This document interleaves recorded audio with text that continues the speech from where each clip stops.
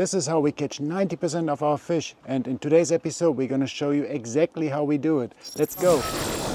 On the west coast, all the way down to Hokitika. Look at it! Shaky. Look at that.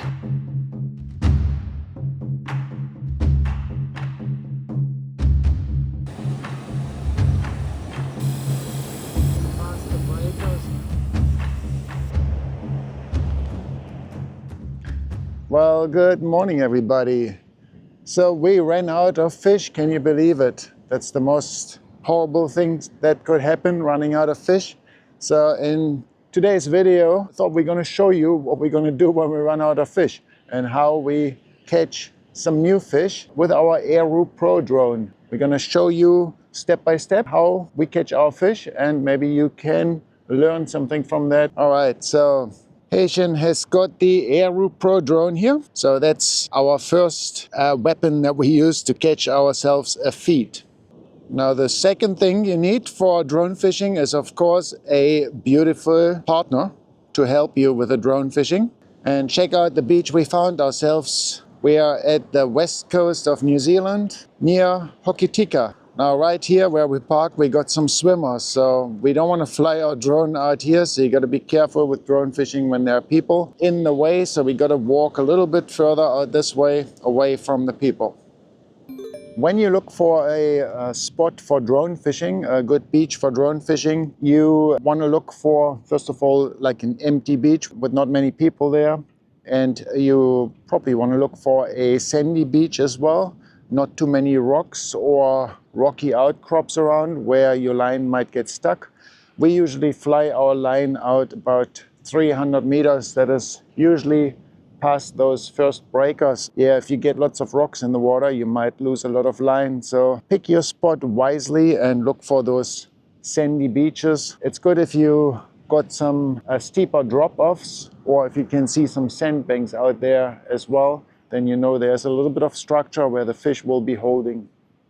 Now in terms of time for drone fishing or surf casting, beach fishing in general, I really do prefer the time in the early mornings or in the late evenings with an incoming tide. If you can come here at low tide, which coincides then with an early morning sunrise, and you can fish the first few hours of the incoming tide, or even better in the evening if it's not too windy. Evenings often get a little bit more windy than mornings. If you can come here on an evening tidal rise, let's say the tide starts rising at 6 p.m. and you fish until 9 p.m. in summer, until it gets dark, that's usually the best time for us. And to find those best times, you can use our website, fishingreminder.com. You can find all those best times there, and you can check the tides and the sunrise times, and you can so select the time to be most successful, so you don't have to spend all day trying to catch something when it's not really effective.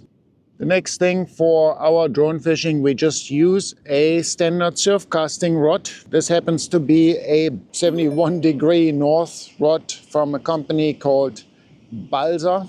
It's a 12-foot surf casting rod, so just your very standard surf casting rod. Currently, I'm using another just standard surf casting reel in combination with this, and this is the Shimano Airlex 10,000 reel. And this is a long distance surf casting reel because the spool is a little bit longer here, but it doesn't really matter for drone fishing. You just want a reel that has a big spool so you can hold a lot of line. I'm using 30-pound braided line. Braided line is better for drone fishing because then you can feel any bite out on a distance, because braid does not have any stretch. With 30-pound braid, I can get about 700 meters of line on this reel. Yeah, and that is plenty because, like I said, we usually only fly out to a distance of 300 to 400 meters, and there's still plenty of line left afterwards. At the end of the line, my leader, I just add about 50 to 80 meters of 50-pound braids. I got 30-pound braid all the way down to the end of the spool. Then I got about 80 meters of 50-pound braid. And then on top of that, I just add a leader. I think that is a 40-pound, just a mono leader, another 3 meters or so. Braid gets easily damaged when you drag it over sand or abrasive rocks and things like that, and also by fish scales and teeth. So yeah, that's why I add another mono leader that is less easy to damage. So that's all I use for my rod and my reel, just a very standard setup. The main thing is to have a big ass spool on your reel. Moving on to our terminal tackle or terminal rig here. I got myself a couple of those lure winders from Temu. They're pretty good. I just put my rig on here, wind that on here so I can have it ready when I go fishing. And I tie my own rigs. Pretty easy to do, really. Just one breakaway surf sand sinker. This is a 4-ounce sinker that I usually start with. Sometimes I go a bit higher to maybe 5 ounce. We got our drone safety clip. This clip is quite important. This end goes to the drone here, this little loop that I made out of mono. What this does is it just has a bit of a tension release. So if the line gets stuck or something, it will not drag your drone down into the water. So we got a bit of a safety release. So this clip comes with the Aeroo drone. You just attach that to your sinker with a little split ring. And this end goes into the drone, and that's just your safety. The drone has an electronic release, so you just open the release normally, and the whole thing falls into the water, and you retrieve everything. But this is just in case something goes wrong, so the line won't drag your drone into the water. Then we got our rig here, which is just your standard 2-hook dropper rig. First dropper here, and second dropper, and a swivel at the end. Swivel is a little bit rusty, but it should still hold. And as hooks, I just use those size 5 circle hooks. Now, these are Black Magic hooks, and they're very thin in diameter, which gives you a better hookup rate than using thicker hooks, I found. So the thinner hooks are a little bit better. They're usually strong enough to hold even big fish, big snapper, big rig, big elephant fish. So yeah, size 5. You can go up a little bit higher if you wanted to, and just use a little bit of a bead as well. That's all. Super simple rig. I tie that myself. You don't need to buy so many expensive rigs for that. So I got my main line here. I'm just going to tie the swivel to the main line, so I can easily always reuse that. When I'm done, I just clip the swivel off the main line and reel it back onto the reel and pack away my stuff. Just use a simple uni knot always for my saltwater fishing. 5-turn uni knot. Just wrap the sinker around the handle so we can carry the rod out a little bit further to the beach. That's the way we carry it. So the next thing we need is our trusty old beach spike. I sometimes forget that, but that's pretty important, of course, to hold your rod. And we also got our chili bin in here, a pack of frozen squid that we keep in our caravan in the freezer. We use all sorts of different baits for drone fishing, depending on which species we want to target. We found here on the west coast in summer, squid worked really good for catching snapper. If we want to target rig or elephant fish, then we usually use paddle crabs or banana prawns. Let's walk a little bit further over there. There's a lot of swell here right in front of us, but just over there I can see that there is a little bit less swell, so it looks like there is a little bit of a channel going out. That's where you want to be fishing in. When we're looking at a beach, we always try to find the areas where we can see some break in the swell. So sometimes it's difficult to see, but if there's a little bit of a break in the swell, that usually means there's a bit of a current going out.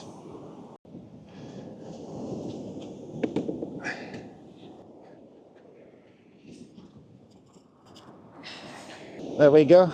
Found ourselves a nice little spot, piece of wood to cut our bait, keep it out of the sand. And the most important, our Aeroo Pro drone. Now Haitian is gonna set up the drone. Setup of the drone couldn't be any easier, it's already done. You just have to plug in the battery, push the on button, connect the phone to the controller, turn on the controller, the app will load automatically. If you're in a very new area, then you have to do the calibration dance once. So that's just turning the drone around your body twice, once horizontally, once vertically, and then it calibrates its compass. So you don't want to hold the drone upside down for so long, Haitian, because it gets the gimbal stuck. So you just want to hold the drone in the right way.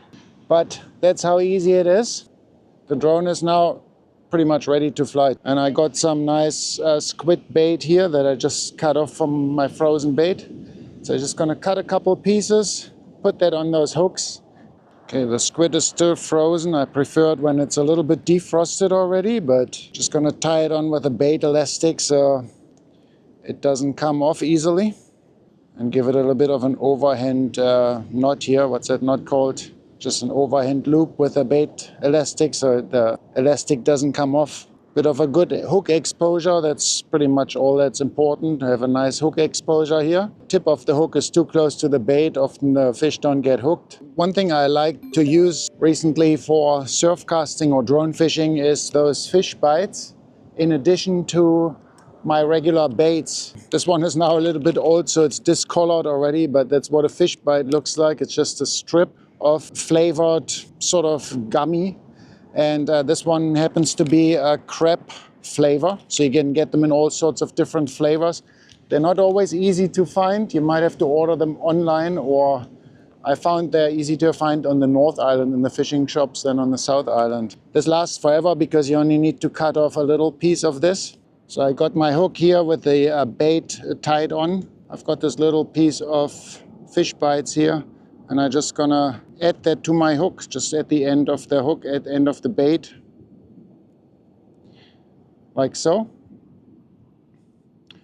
And now we got the additional flavor, and if the bait starts sliding, this will hold the bait in place as an additional safety, because we want to keep our baits on the hook as long as we can, especially in those surf conditions out there. That has been working pretty good for me, guys, so give it a try. Try those fish bites. I kind of like them. And just like that, we are ready to fly out our baits. Haitian is, as always, very busy with the scent flies. She's supposed to fly out the drone now. It's pretty easy to fly the drone. She's always a bit scared of flying the drone, but it's really easy. So on the controller, you really don't have to do much. You just have to align the drone towards the sea as it is right now. It's facing towards the sea, straight out to sea with the direction we want to fly it out to.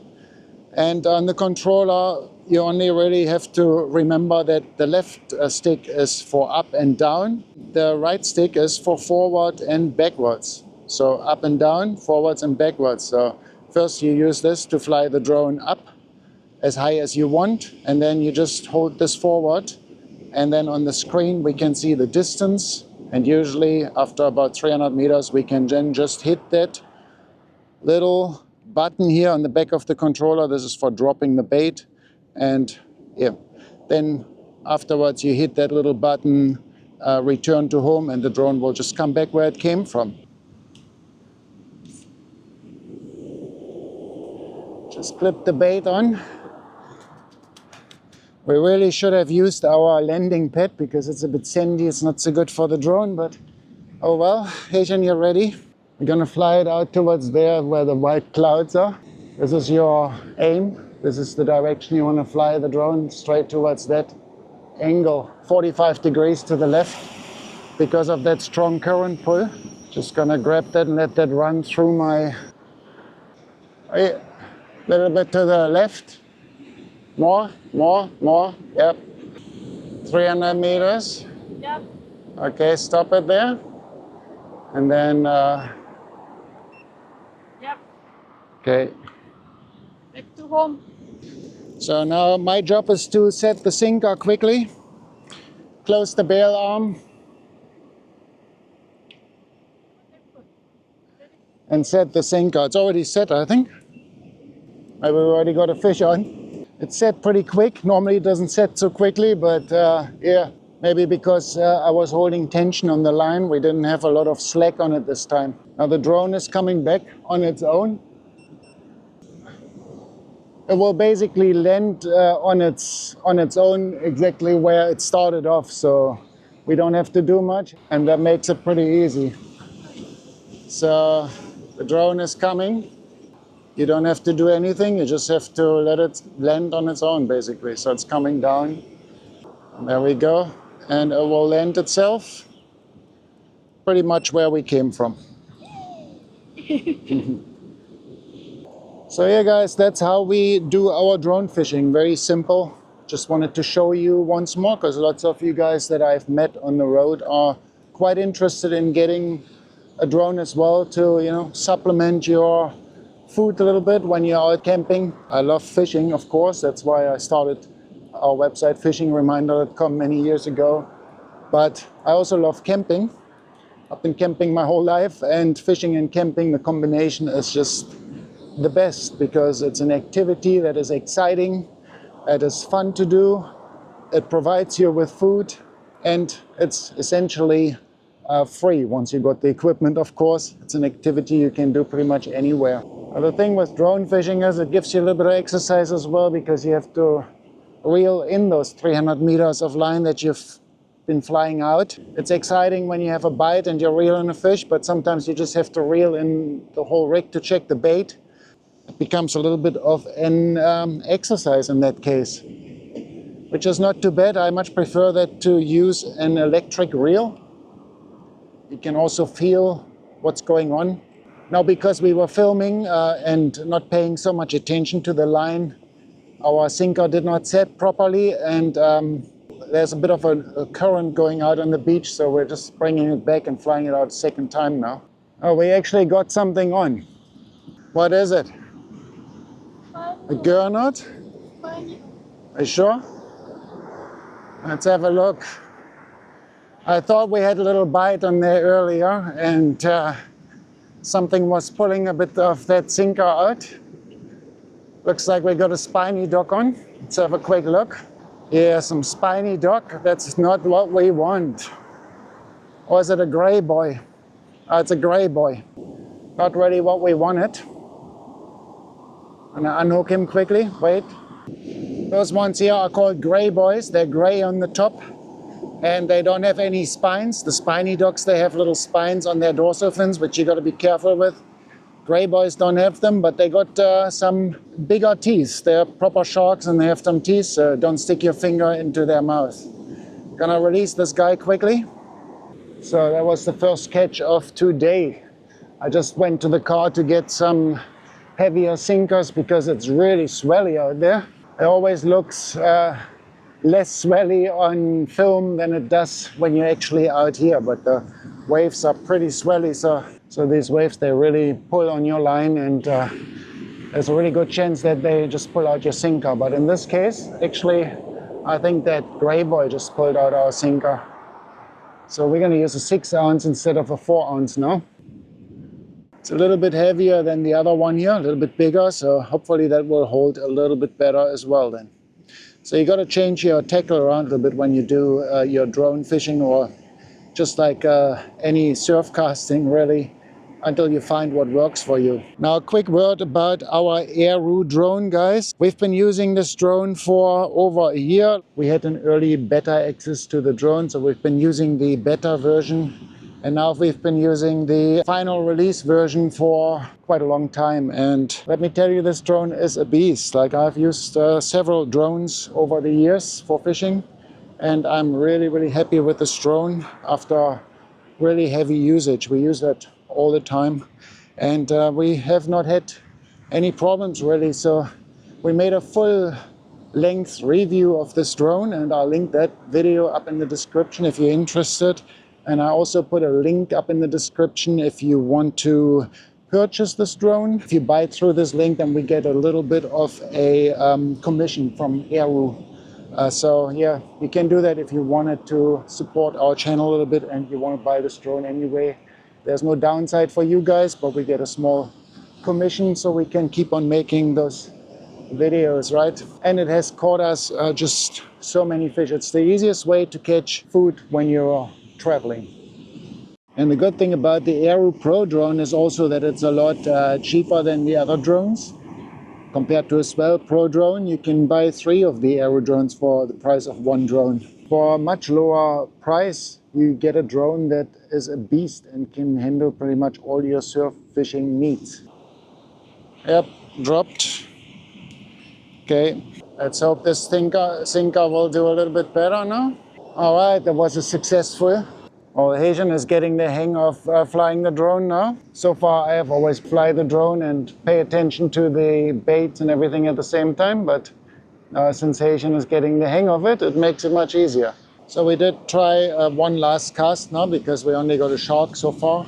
Good tip is to sort of change your distances when you don't catch something straight away. Maybe try 200 meters instead of 300 or 250, or go up to 400, 450 meters, try different distances. Sometimes there's maybe a channel that you don't know, or a little hole or something. And by changing distances, if you don't get a fish on right away, that will increase your chances, because you might just drop it right there where the fish are. Now it looks like we're not having much luck today with the fishing. It goes to show that even when you use a drone, you're not always successful. I would say for us, the success rate with drone fishing is probably 8 out of 10 times we catch ourselves a feed. The other times, yeah, the condition is not right, or we just can't find the fish. So I'm just going to show you a little bit of our catches that we just got recently off the same west coast here, a beach just a little bit further to the north. Not too far from here. Let's roll a bit of footage from that day. Coming. Coming. Coming over there. Oh, you got a donkey! Yay! Wow! Look at it! Gosh! OMG! Oh yeah, look at that. Look at it! It's Wow! hooked pretty good here. Wow! Wow! Wow! Little west coast snapper. Oh yeah! And give him the EP quickly. It's me, my arm! Snapper again. Look at that, nicely done, Asian. Great, great, great little gurnard. My arm is shaky. Look at that. And I'm gonna keep that one, of course, because it's good eating.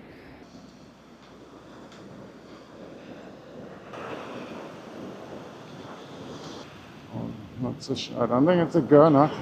Swimming too fast for that. Wow, bigger! Similar size. Oh yeah, second snapper.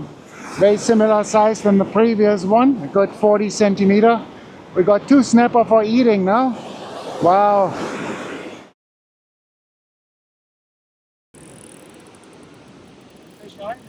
Yes! Yes! Hey. Oh, rich elephant!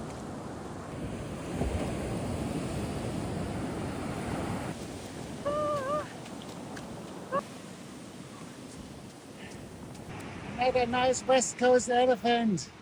Oh yeah. Yay! Something big? Maybe not, I don't know. Something's on there. Something Uh, a little bit bigger. Just getting it over that with the waves.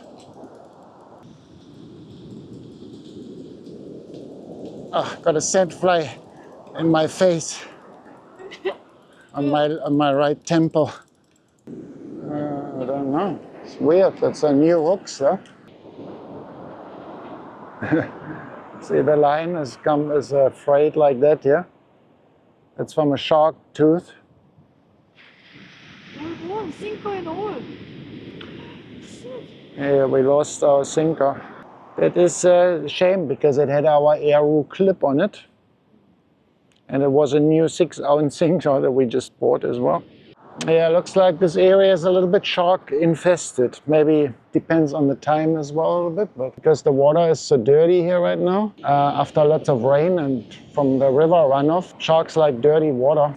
Sometimes these things happen. At least we didn't lose any of our line, main line, or Shark and sinker in stomach.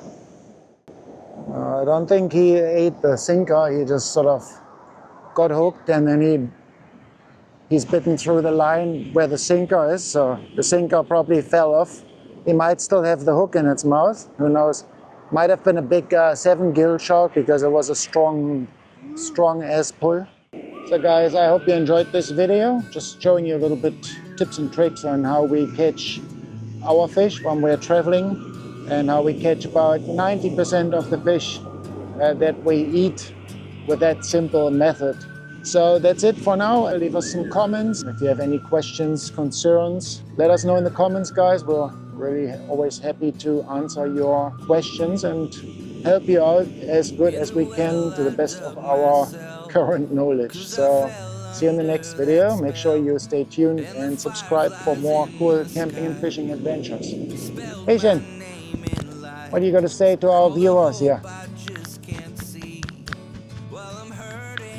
Guys, happy fishing and check the fishing time and tide time and fishing weather at fishingreminder.com. And I will see you guys in next episode.